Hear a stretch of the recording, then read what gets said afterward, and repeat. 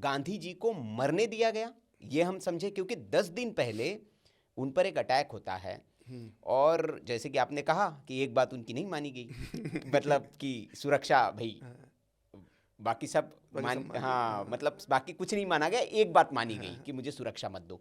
तो क्या हम ये माने कि बापू को मरने दिया गया? हाँ बिल्कुल। मगर किसी को बुरा ना लगे तो बापू को तश्तरी में परोस कर गोडसे के सामने पेश कर दिया गया। या दूसरा मैं कहूँ कि एक बकरी को जब बांध देते ना रात में आके शेर शिकार पॉलिटिकल फायदे के लिए, मैं ये नहीं कह रहा, मैं बिल्कुल ये बात नहीं कहूँगा जी। लेकिन जो परिस्थिति जन्य साक्ष्य है, मतलब आपने देखिए, मैं आपको बहुत शुरुआत करता हूँ सुरक्षा से। मैं बहुत सामान्य सवाल पूछता हूँ, क्योंकि अब तो हम लोगों ने बहुत डायरेक्ट एक्शन डे पे हम पिछले 10 साल से लगातार जनता को जागरूक कर रहे थे, तो लोगों को डायरेक्ट एक्शन डे के बारे में मालूम भी पड़ गया। और उन्हें एक नाम भी मालूम पड़ गया, सुहरावर्दी, जिसको बूचर ऑफ बंगाल कहते हैं। अब आप सोचेंगे बूचर ऑफ बंगाल का मैं जिक्र इस सवाल पे क्यों कर रहा हूँ, मैं इसलिए कर रहा हूँ। बूचर ऑफ बंगाल सुहरावर्दी बंगाल का तत्कालीन मुख्यमंत्री, मुस्लिम लीग का नेता, पाकिस्तान का पूर्व प्रधानमंत्री, बाद में प्रधानमंत्री बना था। गांधी जी जब नोआखली गए तो मुस्लिम लीग की सरकार थी पश्चिम बंगाल के अंदर। गांधी जी जब नोआखली गए तो वहाँ पे 80% मुस्लिम एरिया था, और गांधी जी हिंदुओं को बचाने के लिए वहाँ पे गए थे। आखिरी कार्य गांधी जी ने हिंदुओं के पक्ष में वही किया था। तो गांधी जी की सुरक्षा को खतरा था नोआखली में, और गांधी जी पे कई ऐसे उनके रास्ते में कांच भी बिखेर दिए जाते थे। एक पुल ऐसा था, बांस का बना पुल, कि उसको ढीला कर दिया गया था। गांधी जी पैर रखते तो शायद वो 10 फीट नीचे चले जाते, कुछ भी हादसा हो सकता था। तो सुहरावर्दी, जिसको बूचर ऑफ बंगाल हम कहते हैं, उसने गांधी जी को सुरक्षा मुहैया करवाई थी। गांधी जी के साथ बख्तरबंद गाड़ियां चलती थी और आर्मी चलती थी। आर्मी का डिप्लॉयमेंट भी उस समय मुख्यमंत्री के हाथ में होता था नोआखली में। तो नोआखली में लोग जो गांधी जी के विरोधी मुसलमान थे वो तंज कसते थे, क्यों आप तो अहिंसा की बात करते हो, हथियारों का विरोध करते हो और खुद पहरे में चलते हो। तो गांधी जी ने मन क्या कहा प्रार्थना सभा में कि मैं इसमें क्या कर सकता हूं, अगर यहाँ की सरकार मुझे सुरक्षा देना चाहती है तो मैं कुछ नहीं कर सकता, मैं विरोध करता हूं, लेकिन अगर सरकार मेरे ऊपर ये एक नियम के तहत सुरक्षा देती है तो मैं उसको हटा नहीं सकता। गांधी जी स्वतंत्रता सेनानी थे, लेकिन नियमों का पालन करते थे। जेल मैनुअल में जो लिखा होता था उसका पालन करते थे। उनका तर्क था कि मैं सुरक्षा नहीं चाहता, लेकिन अगर सुहरावर्दी की सरकार, मुस्लिम लीग की सरकार मुझे सुरक्षा दे रही है तो मैं उसको हटाऊंगा भी नहीं। तो भाई यही काम गांधी जी बोलते थे कि मुझे सुरक्षा मत दो, तो तुम बोलते नहीं। सुरक्षा आप चाहें ना चाहें आपका व्यक्तिगत मामला है, लेकिन एक नेता, गृह मंत्री होने के नाते या नेहरू के हिसाब से कहूँ प्रधानमंत्री होने के नाते हम आपको सुरक्षा देंगे। फॉर एग्जाम्पल, मैं आधुनिक राजनीति की बात करता हूँ। अरविंद केजरीवाल जब दिल्ली के मुख्यमंत्री बने तो उन्होंने कहा मैं सुरक्षा नहीं लूंगा। ये गलत है। आप जब देश में एक बड़े पद पर हैं तो कोई भी आपको हानि पहुंचाकर देश का माहौल खराब कर सकता है। तो आपको आप माने या ना माने, आपको सुरक्षा लेना पड़ेगी। हम देखते हैं एसपीजी के प्रोटोकॉल पालन करता है, कितना भी बड़ा नेता हो देश का, मोदी जी पालन करते हैं एसपीजी के प्रोटोकॉल्स का। तो सुरक्षा कोई नेता तय नहीं करेगा कि मेरी कितनी सुरक्षा होगी और कितनी नहीं होगी। तो भाई गांधी जी मना करते थे, तुम देते ना सुरक्षा। मैं तो एक ही पॉइंट की बात कर रहा हूँ। मैंने इस पुस्तक में 75 गलतियां लिखी हैं, और 75 क्या 7,500 गलतियां मैं बता सकता हूँ, उतना समय नहीं हमारे पास, तो एक ही मुद्दे पे बात कर रहा हूँ। गांधी जी को सुरक्षा नहीं दी गांधी जी, और क्यों लॉर्ड, वो तो गांधी जी मना करते थे। तो गांधी जी की कौन सी बात मान ली? गांधी जी तो कहते थे कि कुटीर उद्योग होना चाहिए, बड़ी फैक्ट्री मत लगाओ, तुम तो बड़ी फैक्ट्री लगाते थे। गांधी जी तो कहते थे कि पुलिस ही नहीं होना चाहिए, आर्मी नहीं होना चाहिए, तुम्हारे पास तो आर्मी भी होती थी। गांधी जी तो कहते थे कांग्रेस खत्म कर दो, आखिरी वसीयत ही वही थी उनकी, तुमने तो कोई खत्म नहीं करी। गांधी जी तो कहते थे बड़ी बड़ी पार्टियां मत करो, सरकारी दफ्तरों में तुम वो करते थे। गांधी जी तो कहते थे कि छोटे घरों में रहो, तुम बड़े बड़े बंगलों में रहते थे। तुमने गांधी जी की कौन सी बात मानी भाई? बस एक ही बात मानी, मुझे सुरक्षा मत दो। तो एक बार जब मैं एनडीटीवी में था 2008 में, तो हमारी टीम ने हमने शो बनाया था गांधी हत्याकांड से जुड़ा, तो हम लोगों ने तुषार गांधी से बात की थी। अब तुषार गांधी तो संघ के व्यक्ति नहीं है, संघ के बहुत कटु आलोचक हैं, और अपनी पूरी पुस्तक में उन्होंने संघ को जिम्मेदार ठहराया है। जब उनसे ये सवाल पूछा गया, आज आप मुझसे पूछ रहे हो, तो उनसे ऐसी सवाल पूछा गया, तो उन्होंने कहा कि नेहरू और पटेल के लिए बहुत अच्छा था, इसलिए मैं उनको कोट कर रहा हूँ, गांधी जी के परपोते भी हैं। उन्होंने कहा कोट अनकोट, जो शो मैंने बनाया था उसमें उन्होंने कहा, और बाद में पुस्तक में भी लिखा कोट अनकोट,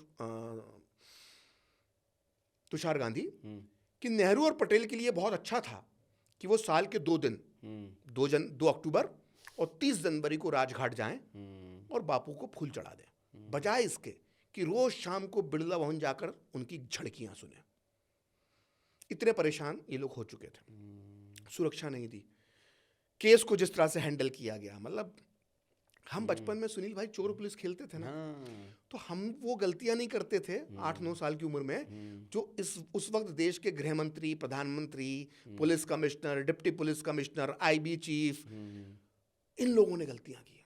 20 जनवरी को गोडसे अपने पूरे गैंग के साथ, पूरे अपने समूह के साथ गांधी जी पे हमला करता है और मदन लाल पाहवा स्पॉट पे पकड़ा जाता है। मदन लाल पाहवा तोते की तरह सब कुछ बता देता है, इनके पते बता देता है, आप पत्रकार हैं, मैं पत्रकार हूँ, हम सबके नाम सूचना विभाग में लिखे रहते हैं, खासकर संपादकों के नाम और मालिकों के नाम और मैनेजर के नाम आज भी, उस समय भी लिखे रहते थे। वो बता देता है कि गांधी जी का जो हत्यारों का जो ग्रुप है उसका नेतृत्व अग्रणी अखबार का संपादक कर रहा है।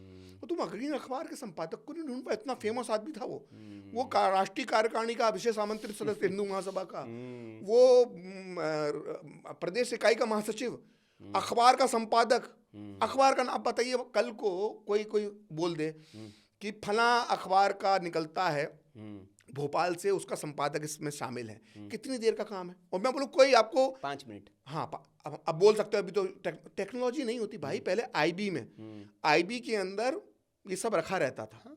अंग्रेजों का बहुत कंट्रोल था अखबारों पे। भारत सरकार तो बहुत, हमारे तो फ्रीडम ऑफ स्पीच है रही, अंग्रेजों तो सबसे ज्यादा अखबारों पर नजर रखते थे और अंग्रेजों का कानून नहीं चल रहा था उस वक्त, पूरी इनके अखबार के नाम लिखे होते, और अग्रणी की स्थापना भी अंग्रेजों के काल में ही हुई थी। और आईबी का जो चीफ था संजीवी, वही व्यक्ति दिल्ली पुलिस कमिश्नर भी था। और सुनिए तीसरी बात कि आईएनबी मिनिस्ट्री सरदार पटेल के अंडर में ही आती थी, जिसके अंडर में अखबार आते थे। वो गृह मंत्री होने के साथ साथ सूचना प्रसारण मंत्री भी थे। मतलब कितनी जगह पे गोडसे का नाम पता करने के लिए दिल्ली, पुणे भी नहीं जाना, मुंबई भी नहीं जाना, आईबी में रखा हुआ था, जिसका हेड पुलिस कमिश्नर भी, आईबी चीफ भी है, सूचना प्रसारण मंत्रालय जिसका मंत्री गृह मंत्री भी। इतना आसान था, नहीं पकड़ा। कांस्टेबल को भी अगर मदन लाल पाहवा का बयान दे देते ना कि सुनो हवलदार, ये एक बयान मिला है और जिस ये लोगों के नाम जो 5 बताए हैं जरा इनको पकड़ना है, सुनील भाई 72 घंटे 72 आवर्स ये सब अंदर होते जेल में, थाने में, नहीं पकड़े।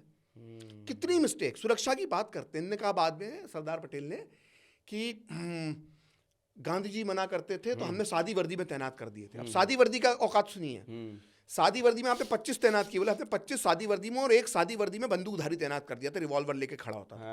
गोडसे जब गोली मार देता है गांधी जी को, बड़ी रोचक बात बता रहा हूँ, गोडसे जब गांधी जी को गोली मार देता है तो वो पिस्टल को ऐसे उठाता है, तो उसको लगता है पिस्टल उठा के सरेंडर कर देता है, तो एक भी आदमी उसको पकड़ने नहीं आ रहा डर के मारे।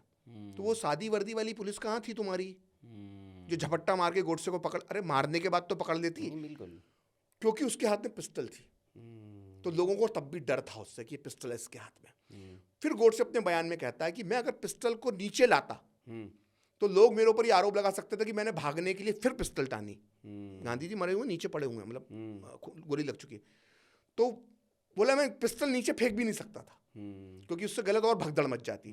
तो मैंने अपना हाथ ऐसे रखा और मुझे एक व्यक्ति सुरक्षा कर्मी की तरह दिखाई दिया, तो उसको मैंने इशारे से अपनी तरफ बुलाया, तो वो उसको ये भरोसा हो गया कि ये मैं गोली नहीं चलाऊंगा अगली। तो उसने मुझे मेरे हाथ से पकड़ा और जब उसने मेरा हाथ पकड़ा तो उसे एहसास हुआ कि हाथ छुड़ाने की कोशिश ये नहीं कर रहा है।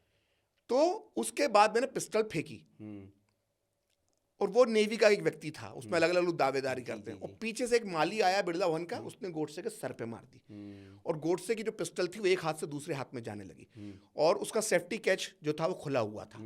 तो एक आदमी के हाथ में पिस्तौल आई, अब गांधीवादी थे उधर है, तो एक गांधीवादी के हाथ में पिस्तौल, उसने गोडसे पे टांग दी, बोला मैं तुम्हें मार दूंगा। तो गोडसे ने कहा अवश्य मार लीजिए, लेकिन जिस तरह से आपके हाथ कांप रहे हैं ना, ये गोली कहीं और भी चल सकती है। बोला फिर मैंने, तब तक पुलिस भी आ गई, तब मैंने पुलिस वाले से कहा कि जनाब इसको अपनी कस्टडी में ले लीजिए, इस पिस्टल को, इसका सेफ्टी कैच खुला हुआ है, ये एक हाथ से दूसरे हाथ में जा रही है, गोली चल जाएगी, कोई और मर जाएगा। मतलब जिसने दुनिया का उस वक्त का सबसे बड़ा क्राइम जो माना गया वो करा है, उसके 4-5 मिनट बाद तक वो सेंसेस में है, बिल्कुल, कि मेरी गोली बंदूक किसी और के हाथ से ना चल जाए, कोई और ना मर जाए, निर्भीक, डरा भी नहीं। पुलिस कुछ नहीं कर रही, पुलिस को कुछ समझ में नहीं आ रहा है, खुद ही सरेंडर करके बुला रहा है और खुद पुलिस बोल रहा है। उसने पुलिस बोला गांधी जी को मारने के बाद। तो ये सुरक्षा का स्तर था। वो सादी वर्दी वाले भी कहाँ थे भाई?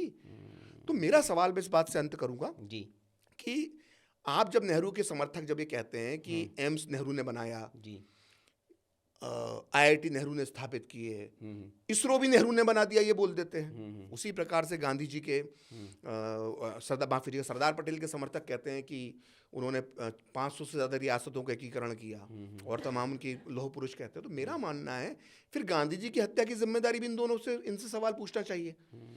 भाई जब सारी चीज़ों का श्रेय आपको है तो गांधी जी की हत्या का अपयश भी तो आप जवाब लेगा ना। और मेरा सवाल ये है कि आप ये सवाल तो नहीं पूछते हो, बजाय इसके हिंदुत्व को बदनाम करते हो। हिंदुत्व की विचारधारा ने मारा, हिंदुत्व की विचार, अरे बाला चलो मानना हिंदुत्व की विचारधारा ने मारा, तो मरने से बचा क्यों नहीं पाए? उसके लिए जिम्मेदार कौन था? उनसे तो सवाल पूछो। उनसे कोई सवाल नहीं पूछेगा। गांधी की सुरक्षा को लेकर बात कभी इस देश में होगी। मेरा शायद पहला मैं व्यक्ति हूँ जिसने इसको उस पर 75 गलतियां निकाल के लिखा है। उस पर कोई बात ही नहीं करेगा। विचारधारा, उसने उसको मार दिया, वो विचारधारा जिम्मेदार, संघ जिम्मेदार, सावरकर जिम्मेदार। अरे भाई जो बचा नहीं पाए वो जिम्मेदार नहीं है।